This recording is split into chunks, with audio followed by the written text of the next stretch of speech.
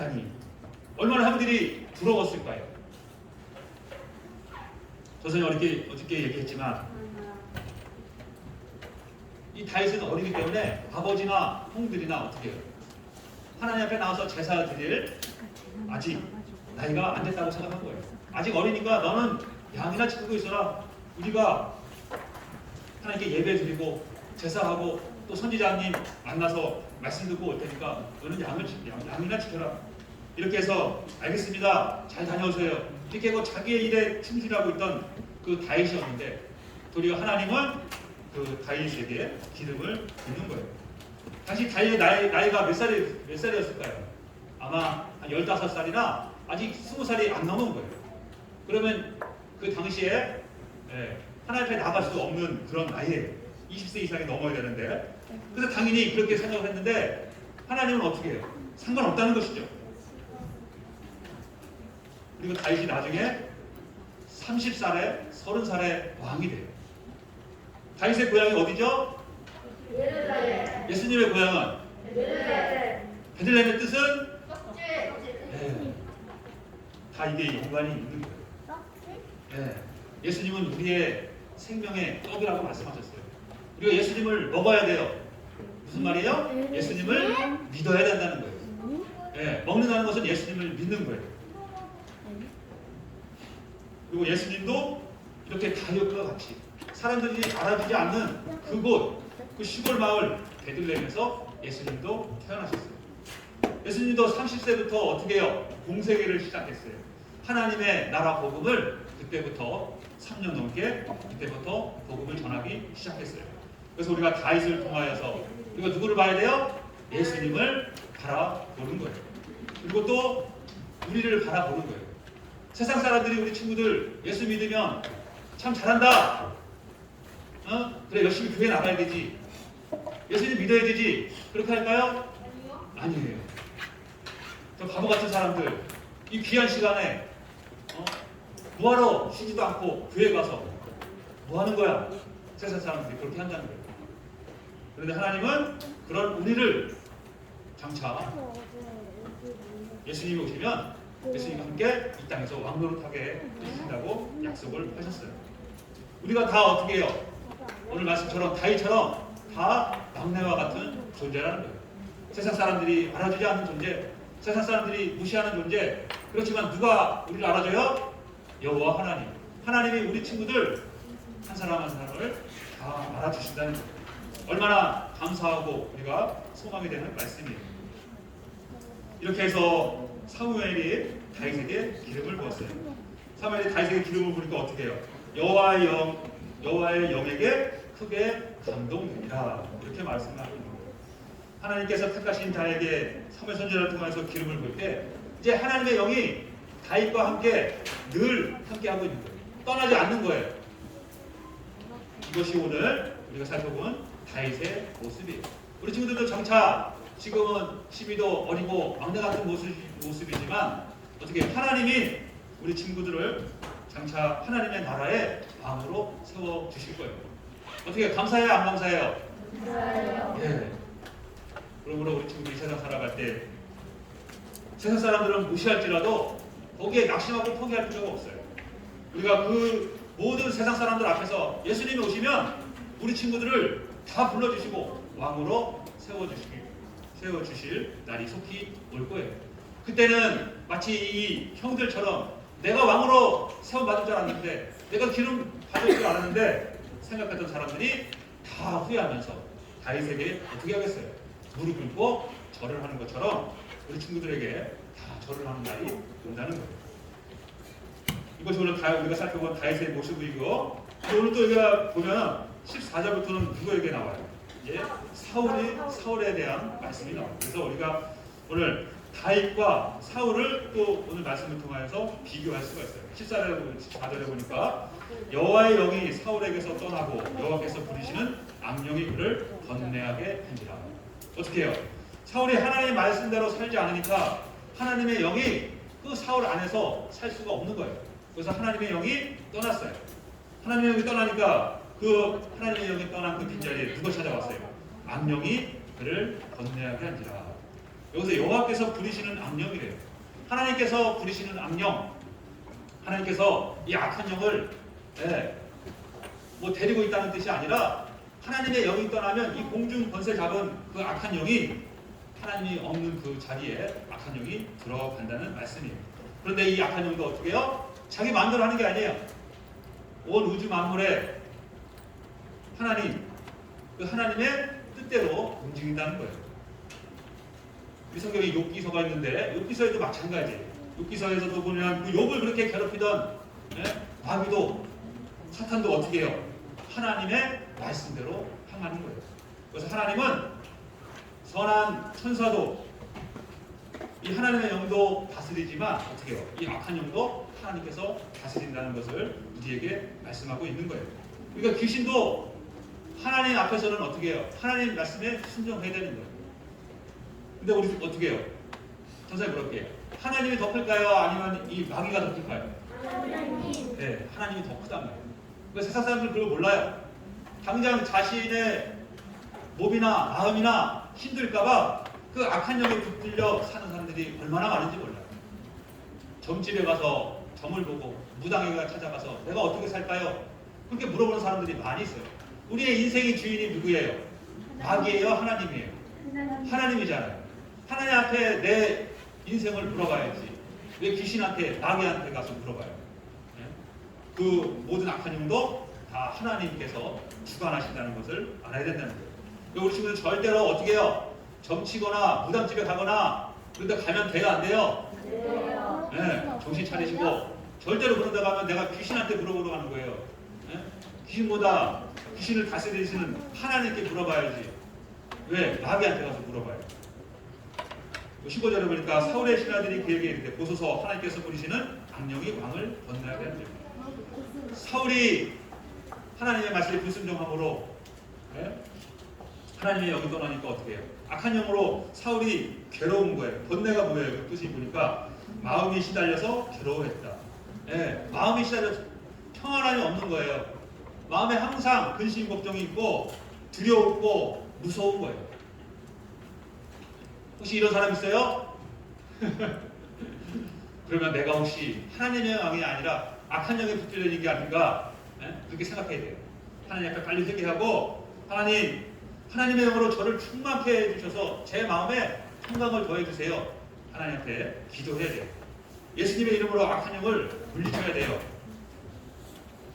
이렇게 괴로워하고 있으니까 어떻게 신하들이 16절에 보니까 수금을 잘 타는 사람을 구하게 하소서 이렇게 말을 하고 있는 거예요. 그래서 하나님께서 부르시는 악령이 왕에게 이를 때에 그가 손으로 타면 왕이 나으시리다 이렇게 말하고 있어요. 어떤 건 무슨 말 하냐면 음악 치료를 한번 받아보세요. 지금 그러는 거예요. 이 사울왕이 마음이 괴롭고 불안정하고 이런 모습을 보이니까 이 신하들이 이 음악 치료를 한번 받아보세요. 수금을 잘 타는 사람을 한번 구해서 왕의 마음을 좀 편안하게 했으면 좋겠습니다. 이렇게 말을 했어요. 그렇게 말을 하니까 어떻게 해요? 사울이 그래 내가 너무 지금 요새 마음이 괴롭고 잠도 못 자고 힘들다. 그런 사람 있으면 한번 데려와 봐라. 이렇게 말을 했어요. 18절에 보니까 18절을 같이 한번 읽어볼까요? 18절. 자, 시작. 소년 중 한 사람이 대답하여 이르되 내가 베들레헴 사람 이새의 아들을 본즉 수금을 탈 줄 알고 용기와 무용과 구별이 있는 준수한 자라 여호와께서 그와 함께 계시더이다 하더라. 아멘. 어떤 사람이 이 다윗을 알고 있는 거예요. 그 사람이 뭐래요? 다윗이 베들레헴 사람 이새의 아들인데요. 제가 보니까 그 사람이 수금을 탈 줄 압니다. 이렇게 말하는 거예요. 딱 맞았죠? 사울왕에게 필요한 사람이 누구예요? 수금을 탈 줄 아는 사람. 음악 치료를 할 수 있는 사람이. 그리고 두 번째는 또 뭐예요? 용기와 무용과 구별이 있는 준수한 자라. 이렇게 말했어요. 용기는 뭐예요? 다윗이 어떻게 해요? 그 양이 치료를 할 때 사자나 곰이 오면 어떻게 도망가 있나요? 아니면 다 잡았나요? 네. 다윗이 어떤 사람이에요? 용기가 있는 사람이에요. 다윗이 물론 막내지만 어떻게 그 어린 나이임에도 불구하고 자기 양을 위해서는 그렇게 희생하고 아무리 무서운 사자나 곰이 달려와도 다 물리치고 그 양을 지킨다는 거예요. 그리고 두 번째는 또 뭐예요? 무용이 있어요. 무용. 무용이 무슨 뜻이에요? 무예와 용맹을 아울러. 예? 춤추는 거예요? 여기 뜻이죠. 무예와 용맹을 아울러 이루는 말. 예, 다윗은 타고나게 칼싸움도, 예? 또 활도 잘 쏘고, 예? 또 창도 잘 다루고, 이렇게 군인으로서의 그런 또 장수로서의 그런 것도 잘 갖춘 사람이라고 말하고 있어요. 그 다음에 세 번째, 구변이 뭐예요? 구변. 말을 잘하는. 네, 말을 잘하는 재주나 솜씨를 말하는 거예요. 어떤 사람이에요? 현명한 사람이에요. 한번 따라합시다. 현명한 사람. 네, 다윗은 그 심령이, 마음이 어떤 사람일까요? 바르게 된 사람이에요. 그 마음에 하나님이 그 마음의 중심에 있으니까 그 중심에서 나오는 그의 행동이나 말이나 어떨까요? 삐뚤어질까요? 바를까요? 몰라요? 다르다는 것이죠. 하나님은 참 지혜에 어떻게 해요? 최고의 지혜를 가지신 분이 하나님이잖아요. 그 하나님이 주시는 지혜를 이 다윗이 표현할 때 그것이 잘못된 것이 없는 것이죠. 그래서 다윗은 어떻게 해요? 부족한 사람이 없는 거예요. 이렇게 해서 준수한 자라. 준수한 자라 무슨 뜻일까요? 그의 겉모습이나 그의 마음이나 중심이나 다 누가 봐도 아름답게 보인다는 거예요. 과연 이 사람이 기름 부음을 받을 자이고 이스라엘의 왕이 될 자이다. 이렇게 인정할 수밖에 없는 사람이라는 거예요. 여호와께서 마지막으로 우리 한번 따라합시다. 여호와께서 그와 함께 계시더이다. 네, 아멘. 끝났죠? 네, 끝났어요. 여호와께서 그와 함께 계시다. 하나님이 다윗과 함께 계신데 다윗이 두려울 것이 무엇이 있겠고 무서울 것이 무엇이 있겠어요? 우리 친구들도 이 세상 살아갈 때 여호와께서 함께 하심으로 담대하게 우리 승리하는 우리 친구들이 다 됐으면 좋겠습니다. 이렇게 해서 어떻게 사울이 사람을 보내서 그 다윗을 데리고 왔어요. 다윗을 데려와서 21절에 보니까 어떻게 해요? 다윗이 사울에게 이르러 그 앞에 모셔서매 사울이 그를 크게 사랑하여 자기의 무기를 드는 자로 삼고. 야, 다윗이 원래 지금 뭐 하던 사람이었죠? 그래서 양을 치던 사람이었어요. 그런데 그 양치기가 한 나라의 왕의 궁궐에 지금 스카웃이 된 거예요. 그렇죠? 스카웃이 돼서 어떻게 변했어요? 21절 보니까 사울이 그를 크게 사랑하여. 하나님 그 이스라엘의 왕이 다윗을 어떻게 사랑하게 되었다는 거예요. 그리고 자기의 무기를 드는 자로 삼고. 하나님께서 이 다윗에게 복을 주셔서 그 양치기에서 어떻게 해요? 하루 아침에 가장 왕에게 신임을 받는 그런 사람으로 하나님께서 만들어 주셨다는 거예요. 그래서 이 말씀을 통하여서 우리가 하나님 앞에 예배를 잘 드리고 하나님께서 함께 하시는 사람 어떻게 하겠어요? 세상에서도 하나님께서 높여 주신다는 거예요. 이 어린 다윗이 자기 스스로 어떻게 양을 치다가 그 형들, 그 일곱 있는 그 형들 다 물리치고 어떻게 다윗이 이 왕 앞에 나와서 이렇게 권세 있는 자가 될 수가 있겠어요? 자기의 힘으로 할 수 없다는 거죠. 그러나 다윗은 어떻게 해요? 늘 그 중심에 하나님 중심으로 살아가니까 하나님이 함께 하시니까 하나님께서 그렇게 높여 주시다는 거예요. 우리 친구들도 이 세상 살아갈 때 내 힘으로 한번 내가 뭘 해야 되지. 물론 그것도 중요하죠. 노력도 해야 돼요. 그렇지만 그것보다 먼저 할 건 뭐예요? 하나님을 내 중심으로 삼고 하나님 앞에 예배를 잘 드리고 하나님 뜻대로 사는 거예요. 그러면 하나님께서 이 세상에서도 높여 주신다고 지금 말씀하고 있는 거예요. 지금 왕의 무기를 드는 자가 되었어요. 아까 전사님 얘기했죠? 다윗이 용기와 무용과 구변이 있는 준수한 자라. 다윗이 왕이 될 수 있는 모든 자격을 다 갖추고 있다는 거예요. 지금 말하면 어떻게 해요? 대통령과 같이 비서실장과 같은 그런 사람이에요. 청와대에서, 지금 청와대는 아니지만 그렇게 높은 사람으로 하루 아침에 그 목동이 이렇게 높은 사람이 될 수 있었다는 거예요.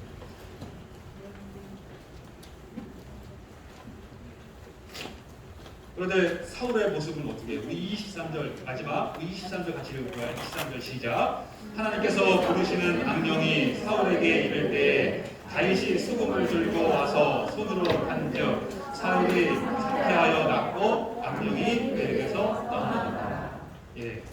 아까 사울은 물어볼게요. 사울은 지금 하나님의 영이 있어요? 아니면은 하나님이 부르시는 악령이 있어요? 하나님이 네. 주시는 악령. 먼저 하나님이 주신 그 하나님의 영은 어떻게 떠났고 하나님의 영이 떠나니까 그 자리에는 지금 악령이 그와 함께 하고 있어요. 그러니까 늘 마음이 괴롭고 불안하고 잠도 잘 못 자고 이렇게 힘든 가운데 있어요. 그때 어떻게 해요? 다윗은 그러면 지금 누구와 함께 하고 있어요? 하나님의 영으로 함께 하고 있어요. 다윗은 지금 하나님의 영으로 함께 하고 있기 때문에 어떻게 해요? 하나님의 영에 함께한 사람이 하나님의 영이 그 심령 가운데 있는 사람이 악한 영이 있는 사람에게 지금 나아간 거예요. 그러면 어떻게 해요? 그 악한 영이 어떻게 할까요? 하나님의 영이 있는 사람이 앞에 왔을 때 두려워할까요? 안 할까요? 두려워하는 거죠. 그때 다윗이 가서 수금을 타는 거예요. 수금을 탈 때 그 악한 영이 도망가게 되는 것이죠. 근데 오늘 보면 이렇게 타고 해서 그 악한 영이 아주 없어지는 게 아니에요. 아주 없어지는 것이 아니라 다윗이 사울왕이 이렇게 악한 영으로도 괴로움을 당할 때 그렇게 다윗이 와서 하면 도망갔다가 또 다윗이 수금을 안 타면 또 악한 영이 이렇게 사울왕을 괴롭혔어요. 이것을 무엇을 말하냐면 사울은 이미 하나님께 버림을 받았기 때문에 그는 또 그리고 회개하지 않았기 때문에 온전히 그 격이 치료받을 수 없는 존재라는 거예요. 선생님 어저께도 얘기했지만 하나님께 버림을 받으면 그게 끝이에요. 더 이상 소망이 없는 거예요. 우리 친구들 이 세상 살아갈 때 그것을 가장 우리가 두렵게 생각해야 돼요.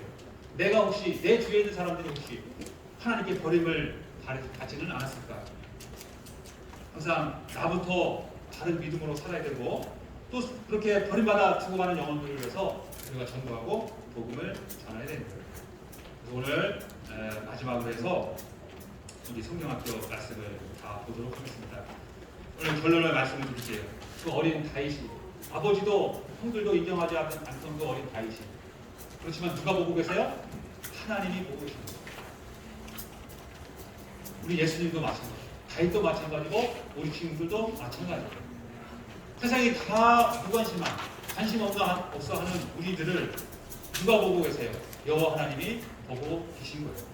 우리 친구들 앞으로 살아갈 때에 혹시 내가 다윗처럼 혹시 내가 예수님처럼 그렇게 세상 사람들에게 멸시를 받고 인정을 받을지 못할지라도 우리 살아계신 여호와 하나님은 나를 한순간도 잊어버리지 않고 바라보신다는 것을 우리 친구들이 알고 용기를 가지고 우리가 하나님 나라에 가는 그날까지 믿음을 잘 지켜서 예수님 오시면 예수님과 함께 이 땅에 참 왕으로 보란듯이 또 인정하지 못하는 많은 사람들에게 보여주는 우리 믿음의 친구들이 다 되기를 예수님의 이름으로 간절히 권면드립니다. 기도하겠습니다. 하나님 감사합니다. 우리가 이 세상 살아갈 때에 참 다윗과 같이 그렇게 세상 사람들이 인정하지 않지만 우리 친구들 그로 말미암아서 낙심하지 않게 해주시고 하나님이 우리를 늘 지켜보고 계시다는 것을 믿고 하나님 앞에 예배 잘 드림으로 장차 우리 예수님 오실 때 왕으로 모든 사람들에게 웃음으로 서게 해주시고 또 많은 사람들을 또 알지 못하는 사람들에게 복음을 전해서 우리 모두가 다윗과 같이 영광을 받는 우리 믿음의 사람이 다 될 수 있도록 그리고 복음을 전하는 우리 친구들이 다 될 수 있도록 인도해 주세요. 예수님의 이름으로 기도하옵나이다.